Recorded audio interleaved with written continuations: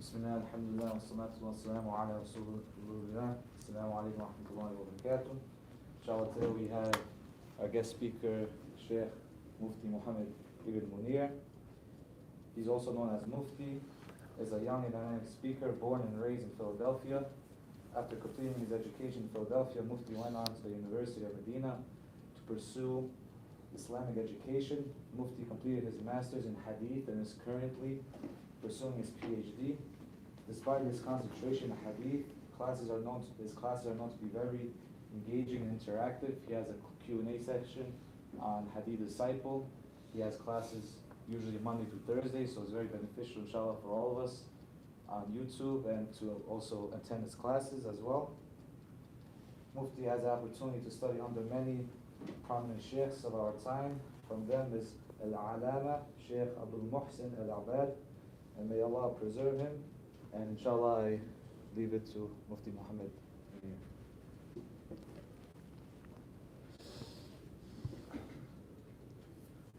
Bismillah ar-Rahman ar-Rahim.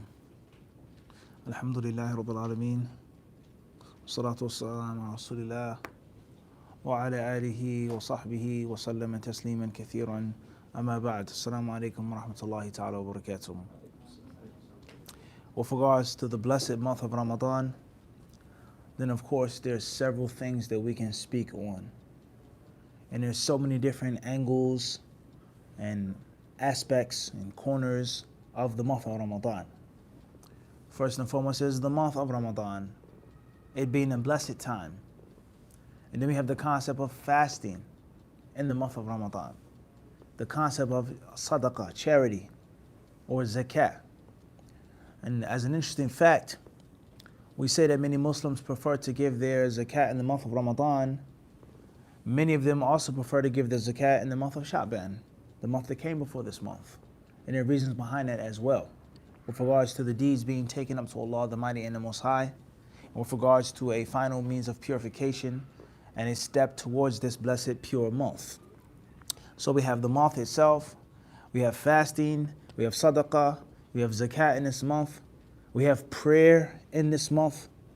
We can speak on the concept of self-control in this month, the concept of taqwa in this month, the concept of jihadun nafs, fighting oneself and conquering oneself and waging the war against one's lusts and one's low and base desires in this month. We have the concept of a Ramadan resolution, how many non-Muslims, if not most of them, have a New Year's resolution. Oftentimes, the Muslim can look at this month as a means of gauging him or herself, a means of gauging yourself to see what I have accomplished, what I've done successfully, what I failed at within a 12-month span. And what is my resolution this month? How am I going to kick myself to drop this bad habit or these bad habits or these bad practices, whether they're sins, major or minor, or whether they're just bad habits, makruhat, things which are doubtful, things which you shouldn't do, or things which are permissible to do, but they're bad habits, for sure. So there's so many different aspects with regards to the month of Ramadan. And that's talking about the spiritual aspects of the month of Ramadan. And then we have the technical aspects of the month of Ramadan, the actual fiqh, the actual ahkam, the rulings of this month.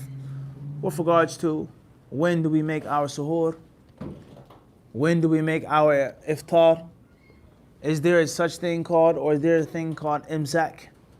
And which is 20 minutes before the adhan for Salat al-Fajr. Should I wait until the mu'adhin finishes the adhan and then break my fast?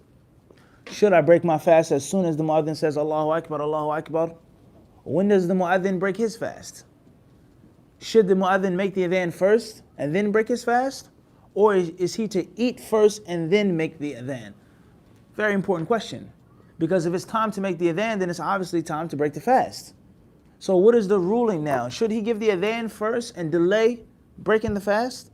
That's a technical ruling in which you can't just guess and make up. And you can't just have a man booster. You can't just have a good basic Ramadan talk about that. But there has to be actual Islamic knowledge, fiqh, ahkam. You have to know the rulings with regards to doing that. How should you break your fast? What do you do when you break your fast? Do you eat dry dates, fresh dates? Are the dates that we eat in the United States, mature dates, are they actual dates? Is that the sunnah of the Prophet ﷺ to eat that type of date that's been in a box? Or water, or soda, or sandwich, or chips? People eat food. Many people who don't make salah at all, they don't even pray salat al-maghrib. They eat, they laugh, they drink, they fill themselves, then they miss maghrib, and perhaps they'll make it with isha. What is the ruling on that? What is the ruling on fasting and you don't pray? What is the ruling on the different things that take place? Can I break my fast for a test, for an exam? Perfect question. Here in the college, I can't take this test. This is a major test if my head is bothering me. I have a migraine. If I'm out of energy, I can't focus, I can't concentrate. I have to battle my anxiety as it is. Let alone it's more difficult to battle my anxiety on an empty stomach. I have no gas in my tank. All right? Taraweeh. Is it best to make 8 raka'at, 11 raka'at, 13 raka'at, or 20 raka'at? Do I make the qunutul witr with the imam or wait till I go home? Can I make 2 witrs in one night, 2 qunuts in one night? Can a woman make tarawih in the masjid? Does she need a mahram? Is it best for a woman to make tarawih in her house or in the masjid? Is it from the sunnah for the imam to raise his hands and make that dua every single night? Is it from the sunnah for him to make a 10-minute dua? He starts off, Allahumma hdina fi man hadait, wa afina fi man afait. And then he goes on and he starts saying this and that, and every single dua rhymes. And it's in perfect melody and rhythm. And the people are saying, Ameen, Ameen, Ameen. And it's a 10, 15-minute dua. Is that from the sunnah? What's the ruling on that? You have to have technical knowledge to say yay or to say nay. You have to have technical knowledge. And the rulings of an i'tikaf. When does the i'tikaf begin? Can you make your i'tikaf before the first 10 nights? What do you do when you make your i'tikaf? Can you go outside the masjid? Can I make your i'tikaf for 2 hours, for 4 hours, for 3 hours? Or do I have to stay the whole entire night? Can a woman make your i'tikaf when she's menstruating? Can a woman make your i'tikaf if she has istihad, irregular bloodshed? Can a woman make your i'tikaf without a mahram? Can the masjid host women to make your i'tikaf? Can you make i'tikaf? And when do you leave i'tikaf? Most importantly, I can't make i'tikaf for the Eid. Do you go from i'tikaf right to the musalla on the Eid? Or do you make i'tikaf, finish, go home, change, wash up, and put on your fancy clothes? There's a problem now. Because technically speaking, the night isn't over. That's the last night. You're supposed to stay in i'tikaf. So when do you go home, change, and put on your fancy clothes? Or do you go to the Eid with your wrinkled, dirty clothes that you slept in the masjid? Or if you're smooth enough, you have your clothes hanging up in the masjid, have a little iron, some starch and some steam, and you do all of that and go right to the Eid. Or the Eid may be actually in the masjid in which you're making what? I'tikaf, but it's going to come a time when she's going to wake you up and kick you out the masjid. This is the bottom line, all right? You got to go. We have to vacuum the carpet, we have to put in the perfume, the bukhur, the oud, the potpourri. You have to what? You have to leave. That's mushkil. That's a problem now. Because there are narrations with regards to when you should leave the place of i'tikaf. The morning of the Eid, so on and so forth. All right? Zakat al-Fitr. How much is due on Zakat al-Fitr? How much is it? How do you pay Zakat al-Fitr? Foodstuffs, grain, cereal, oatmeal, flour, wheat, or is it with actual money? $7.50 or $10 or $11, $15 per head. Who do you pay Zakat al-Fitr for? Just yourself? Do you have to pay Zakat al-Fitr for your wife, your children? If you have stepchildren, do you have to pay Zakat al-Fitr for them? When is the Zakat al-Fitr allowed to be given? The night before the Eid? 2 nights before the Eid? After the Eid? The khutbah? The salah? Who receives Zakat al-Fitr? Poor Muslims or poor non-Muslims? Okay? All of these different issues here are all issues of fiqh. And you need, like I said, technical knowledge to properly understand these issues, let alone to answer them, and let alone to tackle them, and to teach others thereabout. And all of these sporadic issues that I'm just bringing up are included in the Prophet ﷺ's magnificent statement, مَنْ يُرِدِ اللَّهُ بِهِ خَيْرًا يُفَقِهُ فِي الدِّينِ وَإِنَّمَا أَنَا قَاسِمٌ وَاللَّهُ يُعْطِي. Whoever Allah wants good for, He gives them understanding of the religion. He gives them fiqh of jurisprudence. He gives them hikmah, wisdom of the deen. And Allah subhanahu wa ta'ala is the one who actually gives the knowledge, and all I do is hand out the knowledge. Allah is the Wahhab. He is the one. He's the Wahhab of the ilm. He endows the people with knowledge. all I do is just spread it to the people. All I do is just explain it to the people. But Allah Azza wa Jalla is the one who opens up the heart. He opens up the breast. Allah subhanahu wa ta'ala is the one who actually gives the servant that divine gift, the gift of ilm. And the Prophet ﷺ, as a servant of Allah subhanahu wa ta'ala, says, I'm nothing more than a qasim. I just hand it out. I explain it. The revelation comes to me. But Allah Azza wa Jalla is the one who actually gives that knowledge. And he who's given knowledge, yani, Allah knows the amount of good that Allah Azza wa Jalla has sent his or her way. The amount of good that Allah has sent your way to give you wisdom, as Allah says in the Quran. And whoever is given wisdom, then he has been given a great deal of good. A great deal of good, Allah says. Whoever is given wisdom, who's blessed with wisdom, he has been given a great deal of good. You may not be the most handsome brother. You may not be the most beautiful sister. You may not be the most physically strong. You may not be the coolest or the hippest or the flyest. You may not have these other gifts, these other talents, these other skills. You may not be the best dresser. You may not be the most popular person. But if you have wisdom, there lies no doubt Allah has blessed you. And the Prophet ﷺ has informed us is that there is no envy in Islam. There's no jealousy. There's no nastiness. You cannot be a hater and be a Muslim. You cannot practice hate against people claiming Islam and claiming the Sunnah. It doesn't work, except for two situations. And from those situations is a man or a woman whom Allah subhanahu wa ta'ala gives hikmah. He gives wisdom. فَهُوَ يَقْضِي بِهَا وَيُعَلِّمُهَا, the hadith says. So he uses this wisdom to make judgment. People come, they fight, they differ, they come to him as an arbitrator, as a judge. Okay, no problem. You do this and you give him that class. Done? Pleased? That makes total sense. We never thought about it like that. Thank you very much. Have a great day. Wisdom. Both sides are pleased. There's no more fighting. There's no bickering. There's no more quarreling. That is the sharp sword of wisdom. It cuts through everything else. A husband and a wife, they're fighting, they're bickering, they're divorcing, they're physically fighting. They come into my office in the masjid. I sit with them for 30 minutes. You're wrong. This is right. Apologize for that. Make tawbah for that. Give her what she's asking for. You don't ask for that. And they leave happily. They leave happily. The virtue of wisdom, the virtue of fiqh. So the Prophet ﷺ, he says, a man whom he's given hikmah, فَهُوَ يَقْضِي بِهَا وَيُعَلِّمُهَا. He judges with this wisdom and he teaches this wisdom. And another version of this hadith, this authentic narration, the Prophet ﷺ, he says, a man who's given the Quran. So he recites the Quran during the day and at night. So the gift of knowledge, the gift of wisdom, the only thing that Allah subhanahu wa ta'ala commanded the Messenger of Allah to specifically ask for more of was ilm. And say, O Muhammad, O my Lord, increase me in knowledge. And say, Muhammad, O Allah, give me more of this gift, the gift of ilm. And knowledge encompasses, wisdom encompasses, hikmah, fiqh encompasses both of these aspects. The spiritual aspect and the technical aspect. And this is your 1-2 punch with regards to your life as a Muslim and with regards to your life as a Muslim in the month of Ramadan, is that you have to be in tuned spiritually. Taraweeh, qiyam, i'tikaf, the Quran. Another thing that we didn't bring up. The virtue of reciting the Quran, memorizing the Quran, reading the Quran. How many times should you finish the Quran in the month of Ramadan? What tafsir should you read? What reflection, what pondering should you make upon the Quran in the month of Ramadan? That's spiritual.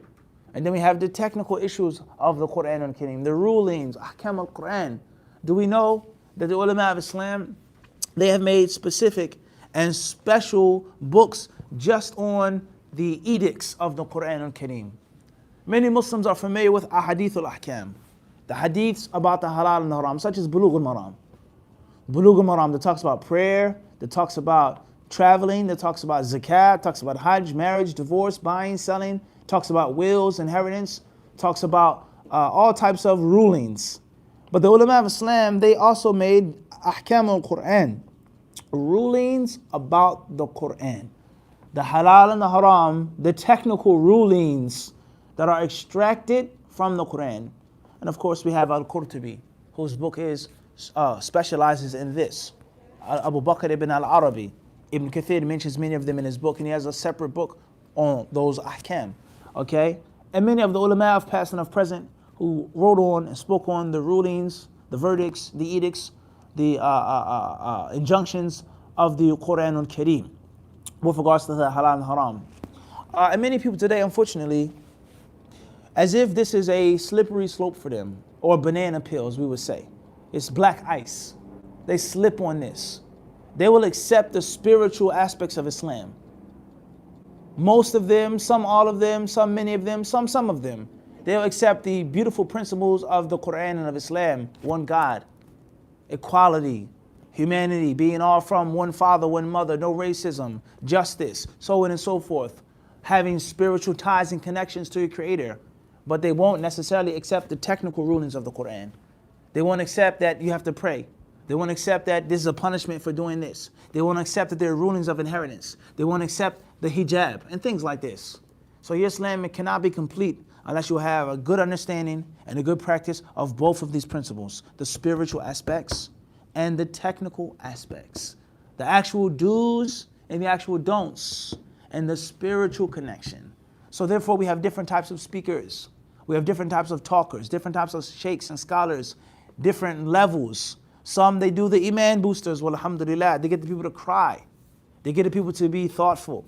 They get the people to do the right thing. They lift the people's confidence up. They give the people strength and the ability to be a Muslim. I was afraid to be a Muslim. I was scared to wear a khimar. I was afraid of being known to be a Muslim in my class, but now I'm proud. Now I raise my head high. That's a good thing. But they don't have no knowledge, nor do many of them, if not most of them, have any concern for the technicalities of Islam. And not only do they suffice themselves with saying, I'm just a speaker. I'm not a scholar. I'm not a mufti. I'm not a qadi. I don't know these rulings. I don't get into that. And alhamdulillah, if they did that, that's a good thing. But many of them, they don't. Some of them, they'll scorn the technical knowledge of Islam. They'll scorn it and they'll look down upon it.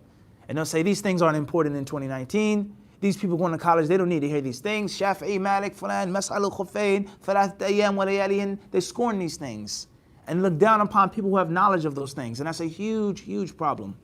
And then we have the other side of speakers, those who just know the technical things and the rulings. And oftentimes, they don't just suffice themselves with having the technical knowledge, but they scorn the emotional, spiritual speakers. And they look down upon them and they make fun of them. They talk about them. You guys don't have any knowledge. You're just a man booster. That's all you can do is give a general talk. You never studied, kada. And oftentimes, they don't suffice themselves what they specialize in. And there are a few individuals whom Allah subhanahu wa ta'ala has blessed to give them a balance and to give them a piece of this and a piece of that. Those who have a little bit of this and a little bit of that, or maybe a lot of both, and they know how to merge and they know how to marry the two together. They know when to talk about technical rulings and when to speak and address and attack the people's emotional sense. When to talk about the spiritual aspects of Islam. When to use targheeb and when to use tarheeb. When they should inspire the people, encourage the people, make the people feel good, give them a means of glad tidings. And then when to intimidate the people and make them scared and afraid and to shake them up and to tell them you need to fear Allah, you're going to go to hell if you do this. If you keep practicing this and saying this, Allah is angry with you. When and when not to. All of this is included in the word al-hikmah, wisdom. Wisdom is قول ما ينبغي أو فعل ما ينبغي في الوقت الذي ينبغي على الوجه الذي ينبغي. As some of the ulama of Islam have said, and some scholars quote this to Ibn al-Qayyim, Allahu Alam, I've never read it from Ibn al-Qayyim myself, that wisdom is to do what's necessary and the time when it's necessary and the manner which is necessary. To do what's necessary, when it's necessary, how it's necessary. You know what to do, a tailor-made suit. This is too big for you, this is too small for you. This man, I would advise to take that color, but not for you. Your skin complexion, your height, your body build, it doesn't really look good on you. Where you going to, a wedding or to court? You're going to court, wear this color tie. You're going to a wedding, wear a bow tie. Handkerchief, what type of shoes, wingtips, what type of socks to wear. That's a master, tailor. He makes the suit to surround the individual. And he doesn't put an individual on a suit.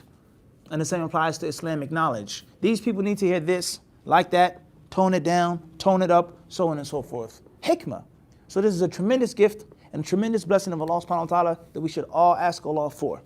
And this is something which is very practical as a father, as a mother, as an imam, as a teacher, as a speaker, is knowing to be fluid, learning to be like water and never stuck and rigid on one form, one statement, one mode, one tradition, one ritual, depending on the situation.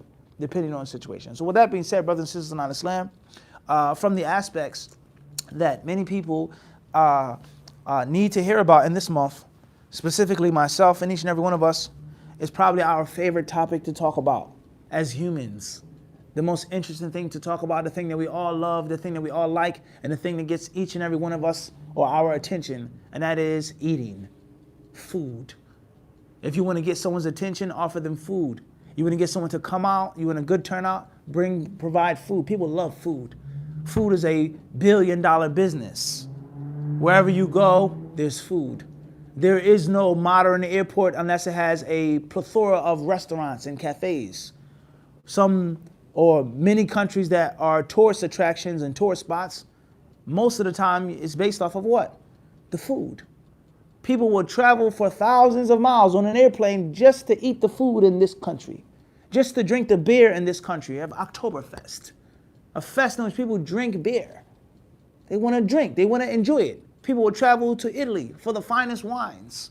People will go to France for the finest of cheeses, just for food. People will tour, they will make a pilgrimage just to enjoy the culinary experience. And if you go on YouTube, there are many videos you'll find, many thumbnails. I guarantee you a large part of those thumbnails, in those suggested videos, food. This person making this person's tutorial for a perfect burger, this person's experience in Tokyo street food. Food. People love to eat. They love to eat. And food is a tremendous booming business. Offering food, junk food, snacks, and the list goes on. Expensive restaurants. Everyone likes a romantic dinner with candlelight. That's the pinnacle of it. Food. It's all surrounded around food. And then we have the concept of what happens when you eat too much. How much money do people make off of Tums, Alka-Seltzer, things like this? Pepto-Bismol, heartburn, indigestion, let alone obesity. A person ate too much food. A person ate the wrong food. Cholesterol, heartburn. We're not even getting into diabetes, cancer, hospitals, medicine. Food is like a gigantic wheel. It keeps moving and turning and spinning. When you spend money here, it makes you spend money there. It's a huge business. And that's because people love to eat. They love to eat. People need to eat first and foremost, but people, they enjoy eating. And the Muslims aren't free from this problem. They aren't free from this major issue. It isn't strange and it isn't weird for you to go on YouTube or to go on the internet and find a vicious non-Muslim attacking the Muslims and attacking one of the pillars of Islam through food. It's a reality. And they'll bring statistics, they'll bring numbers, they'll show graphs and charts of how much overeating the Muslims fall into in this month. And it's supposed to be the exact opposite. We're supposed to give our bodies a rest and a break. One of the wisdoms of fasting is to give the system a chance to catch up. But oftentimes, many people during this month, they overeat and they gorge and they stuff themselves. Let alone they waste tons and tons and tons of food. And this is something that many non-Muslims, they've noticed. And they use it as a means to attack Islam and to attack the Muslims. And they say, how can this month be blessed for you? How can this be a good month for you? How can this be a month in which you're getting closer to God? How can it be something that's sent down by God Almighty? And look how much Muslims waste on this month. And they bring statistics of countries. They bring statistics of masjids. They bring statistics of people, how they waste food, how sick they get. And the list goes on. It's a problem. And the Muslims are suffering from this problem. So when it comes to eating in the month of Ramadan, and it's a very important topic in the month of Ramadan, we have several different aspects and angles. We have suhoor, in which you're supposed to eat. We have al-iftar, in which you're supposed to eat. Zakatul fitr, you're supposed to give food. What type of food are you supposed to give? And what's the purpose of you giving that food? You have the concept of honoring a guest, inviting someone over your home, making an iftar, supplying an iftar at the masjid, funding an iftar at the masjid. It all pertains to what? Food. It pertains to food. So we have the general concept of food in Islam, and then we have the specific concept of food in the month of Ramadan. Everyone understand this? Everyone understand this? Two different levels now. What are the rulings of eating as a Muslim? Spiritually and technically, what's the purpose of food? Is it true that you are what you eat? That's why we don't eat this animal? That's why we don't deal with this? That's why we don't drink this? Is that true? Is that a true statement? Is behavior attached to food? Is behavior attached to drink? That's a very important question for us as Muslims. As a Muslim, are we allowed to eat until our bellies are full? Or we're only allowed to eat a third of food, a third for water, and a third for air in our stomach? Is that an authentic hadith? بحسب بني آدم لقيمات يقمن صلبه. The hadith that says that it is enough food for have a few morsels to keep your stomach intact. يقمن صلبه, to keep your back straight, literal translation, in order for you to survive. فإن كان, if it's a must that you eat more than these luqaymat, these morsels, فالثلث لطعامه والثلث لشرابه والثلث لنفسه. Then a third for your food, a third for drink, and a third for your air. Listen to the hadith now carefully, because many people, they misunderstand this hadith. And I never said this hadith is authentic. It's a famous, well-known hadith, but many people, they misunderstand the hadith. The hadith has two sections. The first section says, مَا مَلَ ابْنُ آدَمَ وَاعًا شَرًّا مِنْ بَطْنِهِ. One version of the hadith says that the son of Adam has never stuffed or hasn't filled the vessel worse than his own belly. And then the hadith says, and then if you have to eat more, 3, or a third. And the other version that I just quoted to you, that it's enough for the son of Adam, لُقَيْمَاتٍ يُقِمْنَ صُلْبَهُ, a few morsels that will allow his back to be straight. If you want more than 3 morsels, or a few morsels, then a third. Everyone understand this? And it doesn't say third, and that's it. I.e., a few morsels of food, and that's it, which will be less than a third. And if you want to eat more than a few morsels, then branch it off into what? Thirds. It's a huge difference. This interpretation is not like the first one. Everyone understand this? So as if the hadith is saying, eat a little bit. And if you want to eat a little more, then 3. And not the same as just one third. Everyone understand the difference here? So therefore, what is the ruling on eating until you're full? Is that authentic? If it is authentic, what's meant by that hadith? All right? What is the ruling on having fancy and exquisite and lavish banquets nightly? Do we realize this? Is that when you go to a restaurant, when you hold a walima or an aqiqah, or you have a wedding party, or you invite people over your house, you may be eating in a manner in which kings ate in the past. Why do they call it Caesar salad? One of the most popular salads is a Caesar salad. Why do they call it a Caesar salad? It's a reason behind that. And that's because that man, that was the type of salad that he used to enjoy. Do you think the peasants of ancient Rome ate like that? Of course they didn't. Do you think the workers and the slaves and those who looked after the temples ate like that? Of course they didn't. So do you realize that when you have steak and salad and this and that, you're eating like an emperor used to eat. You're eating like a king used to eat. When you have meat for breakfast, your bacon, your sausage, you have a cheesesteak. I don't know about New York City, but in Philly, you get a really authentic cheesesteak for lunch. And then for dinner, you have an actual ribeye steak. You had steak, you had red meat, 3 meals out of the day. Do you realize that is many people, to many people today, that's a luxury. But we're talking about back in the day, that's how a king used to eat. There was no refrigeration. There was salting, there was drying, there was some type of methods of aging and thing, but there was no refrigeration. If you wanted meat, you had to get it hunted, fresh, prepared, cooked from the spit to your plate. Everyone couldn't afford that. Everyone didn't have the ability to hunt. Everyone didn't have the ability to store the food. And what if you were by yourself? What would you do with the rest of the animal? How much can you possibly eat? So many people today, you have a dinner, how kings used to eat. How much food is wasted? How much time is wasted? So on and so forth. What comes forth after the eating and the drinking of laughter, of joking, of lethargy, so on and so forth. And from the other aspect now, what do the hadiths and what does the authentic sunnah teach us about eating? Are there any hadiths in which the Prophet ﷺ ate? Did the Prophet ﷺ himself eat meat? Did he enjoy these things? Did the companions eat until they were full? Did they drink until they were full? And what was the lifestyle of the Prophet ﷺ? Did he starve himself intentionally? Or that was what he had? That's why he ate dates and water, because he had nothing else. And when he was provided with cooked meat, when he was provided with bread, when he was provided with fruits, he would eat that. What's the ruling on that? And many people have a misconception regarding eating. And they think you have to starve yourself in Islam. And that's the sunnah, to starve yourself. The sunnah is to be hungry. The sunnah is to just take a couple nibbles and then that's it. What's the ruling on that? Outside of Ramadan. And how do you earn your money, most importantly? Do you earn your money through haram, illegal, illicit means? What is the ruling, or what state are the Muslims in who do not pray?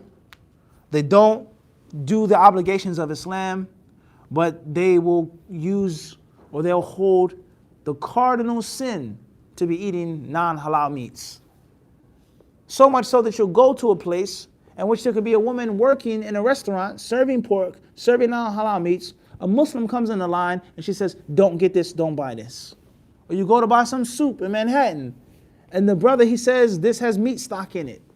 So if it's haram for me to eat, is it permissible for you to sell? Can you feed your family off of the haram income? Is it permissible to give non-Muslims what Muslims themselves cannot enjoy? What's the ruling on this? What's the ruling on this? Okay? And the concept of being ungrateful. Many children are ungrateful to their parents. They talk about their parents, they curse their parents. But who put food on the table? Your father, who's such a horrible person, he put that food on the table. Did you thank him? Did you say shukran, jazakallah khairan? How many children don't say thank you? Their parents give them things and they just run off like it's normal. And the parents, they accept it like it's normal behavior. They don't appreciate what their parents do for them. This is a reality that we have to understand the concept of food. People fight and they argue and they cry because they can have a certain food at a certain time. All of these things need to be discussed. Now when we come to the month of Ramadan, specifically, the ring gets even smaller now. What is the etiquette of suhoor? When do you eat suhoor? And how much should you eat? When do you eat iftar? And what should you do when you have iftar? And we also have medical issues. The ulama of Islam, some of them they have said, and some of them they said, Abdullah ibn Abbas radiallahu anhuma, he said regarding this ayah in Surah Al-A'raf, وَكُلُوا وَاشْرَبُوا وَلَا تُسْرِفُوا إِنَّهُ لَا يُحِبُّ الْمُسْرِفِينَ. That Allah Azza wa Jal, He said, eat and drink. Eat and drink, unrestricted. وَلَا تُسْرِفُوا. And don't be extravagant. Don't go overboard. Don't go beyond the boundaries. إِنَّهُ لَا يُحِبُّ الْمُسْرِفِينَ. Because Allah Azza wa Jal loveth not the musrifeen. Allah does not love those who go extra, those who go beyond. Some of them they said about this ayah is that Allah Azza wa Jal, إِنَّ اللَّهَ جَمَعَ فِي هَذِهِ الْآيَةِ الطِّبَّ كُلَّهُ. All medicine is included in this verse. Some of them they say this. All medicine is included in this ayah. Allah Azza wa Jal, He speaks to the children of Adam, يَا بَنِي آدَمَ خُذُوا زِينَتَكُمْ عِنْدَ كُلِّ مَسْجِدٍ. O children of Adam, O sons of Adam, cover yourselves. Hide your fineries and your adornments at every prayer.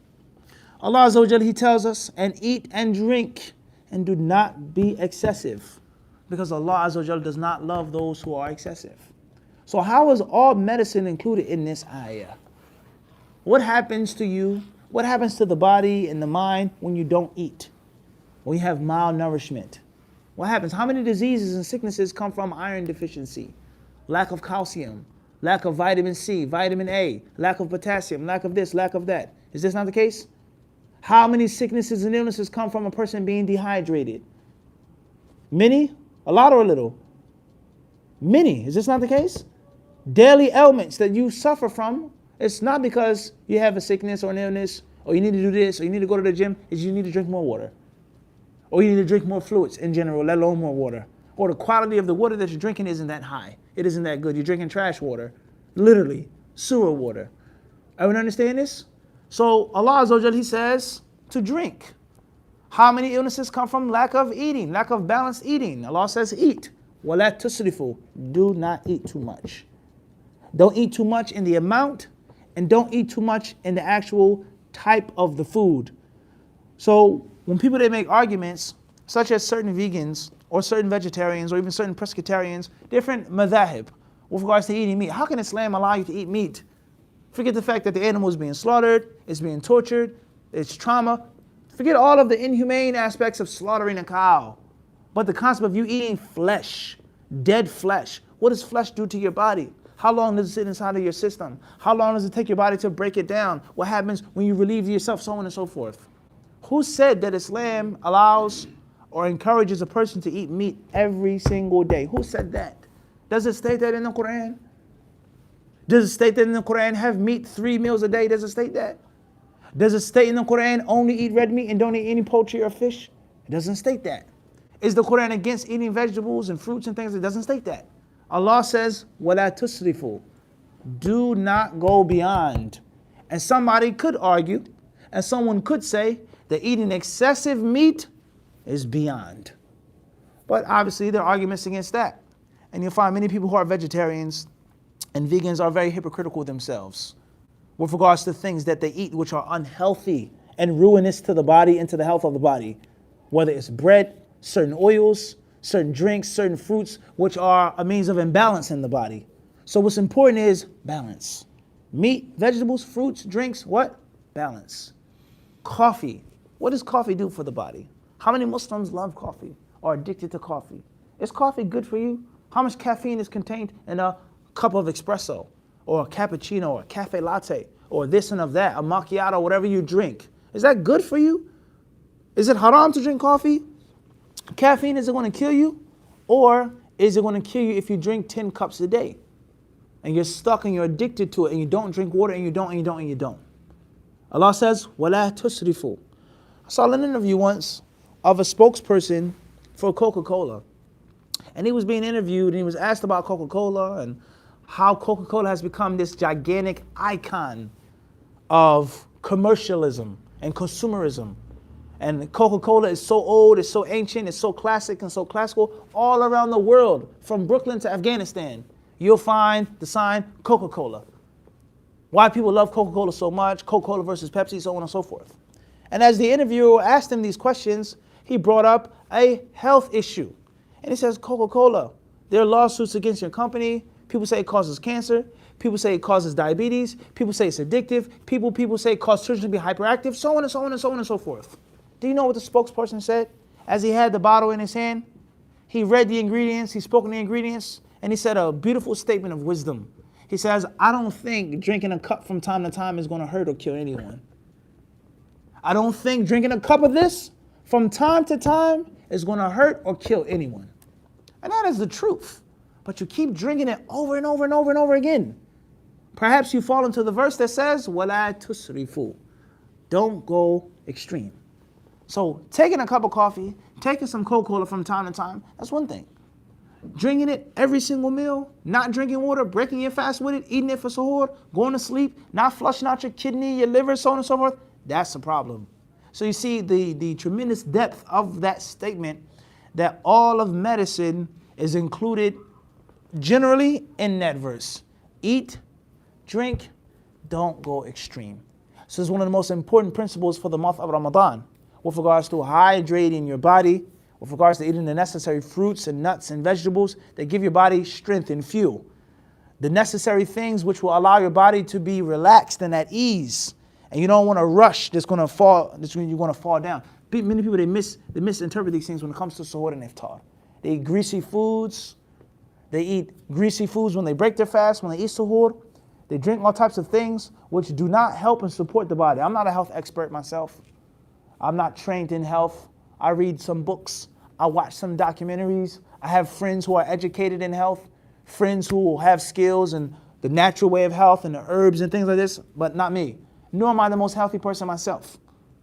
I have many unhealthy habits, but I know, there lies no doubt, is that if you actually sit down and read and use your head and use your mind, you'll find much error in your own personal life and the lives of many others around you outside of Ramadan and inside the month of Ramadan. I'll give you an example of this. The Messenger of Allah, ﷺ, he tells us, and he instructs us that when it's time to break our fast, to hasten to do so. To hasten to break the fast. My ummah will be upon good as long as they hasten the fast. Ma ajjalul fitr. As long as they rush to break the fast. So there are some people who say, I want to wait till after the adhan. I want to wait till after it's dark in the sky. I want to wait until I go home and eat. I want to wait until I do this. Or, I don't even have to break my fast. That's an infringement upon the sunnah. And that's an infringement upon your personal health. How many hours have you been fasting now? Since 4:30, 4:25, 4:20 until 8 p.m. How many hours is that? 16 hours? 16 hours your body has had no nutrition, no water, nothing. And now you want to say you want to wait another 30 minutes. You want to wait another 15 minutes. That's obviously a violation of your what? Of your health. You're violating your health. You're punishing your body unnecessarily. And it allows no doubt, Jews and Christians, Buddhists and Hindus, whether they admit it or not, oftentimes they admire the Muslims. They admire them. And they have respect for them. And they say, wow, you guys fast for 30 days straight, 16 hours every single day. You still go to work. You still do this. Hakeem Olajuwon in the 90s, what did he do? He played what? When he was fasting. And what did the non-Muslims do? They did what? They admired it. And they documented it. Everyone understand this? Hakeem the Dream, right? And he was what? Fasting. They admired him. They respected him for doing that. So when that fast is done and is over, what are you supposed to do? There is no, I can be patient. I've learned self-discipline. You're supposed to do what now? وَكُلُوا وَاشْرَبُوا وَلَا تُسْرِفُوا. Eat, drink, don't go extreme. Bismillah. Are you more pious than the Messenger of Allah? Are you more knowledgeable than the Messenger of Allah? Do you have the ability to stand in front of Allah and say, oh Allah, I don't need your mercy and your concession. I can keep fasting. Of course not. So that is an example of how people don't have the proper fiqh of eating when it comes to al-iftar. Break the fast. Secondly, is the fast is not supposed to be broken on a meal. If you did that, your fast is broken, but that's not the concept. Break the fast with fresh dates. How many of us have fresh dates in the United States? You have majul dates, you have Douglas Noor dates, you have canned dates, all types of dried out dates. When's the last time you see someone with fresh dates in the United States? Fresh dates. Everyone understand this? I'm talking fresh. Huh? Even though those Douglas Noor are relatively fresh to an extent. The majul dates are relatively fresh, but I'm talking about dates which are what? Fresh. You see, I've seen somebody grow dates in their garden, Abdul Qawi? What about you, Khalid? There are many people who have organic gardens, many Muslims. They grow cucumbers, tomatoes. How many people have actually started growing what? Dates. Why is that? And if you can't have fresh dates, then dry dates. And if you can't have dry dates, then at least water. Bi-idhnillahi subhanahu wa ta'ala. People that drink with their left hand. People, they don't say Bismillah. People, they start stuffing themselves and they're bloated and they burp in the masjid. They make a mess in the masjid. Many problems. And the same applies to suhoor. Suhoor can be done with a cup of water if you're not in the mood to eat. Because suhoor is much more than just physical nutrition. But it's something spiritual and it's also something, what? Mental. Spiritual concept is the Prophet ﷺ, he says, فَإِنَّ فِي السَّحُورِ بَرَكَةً. In the suhoor is a barakah. The spiritual aspect is there. The physical aspect, of course, you're eating. And the mental aspect is the hunger can't play the same trick on you. It can't wage war against your mind in which it's 2 o'clock, it's 4 o'clock. I say, oh man, my stomach is killing me. I wish I would have had suhoor this morning. Is this not the case? Your mind plays tricks on you. And you feel a certain way just because of the fact that you didn't eat in the morning. Even though the food that you had in the morning is gone, it's burnt out your system. It's in your system, it's in your veins. You've relieved yourself, etc. But the mental concept is there. So the Prophet ﷺ, he informs us to eat the suhoor because eating the suhoor is khayran aziman. It's a great amount of good. It's a great amount of barakah in the suhoor. So what's important is, brothers and sisters, with regards to my discussion, is that food is paramount to the human being. It's paramount to the modern world. It's paramount to the United States. Food is one of the greatest features of America. People from other countries that come and says, wow, so much food. The food is so big here. Big Mac here is what? Is actual what? Big Mac. And the United Kingdom is what? It's a mukayyik, yani. It's a miniature Mac, huh? Tasghir. Brothers, they say this. Portions in America are huge. It means something. So the Muslim has to have the necessary amount of knowledge and fiqh and understanding of a daily ritual that most of us do at least once a day, and that's eat. Let alone 3 times a day, not including snacks, not including pizzas and tacos and candy bars, granola bars, and all the stuff that people eat and pig out on.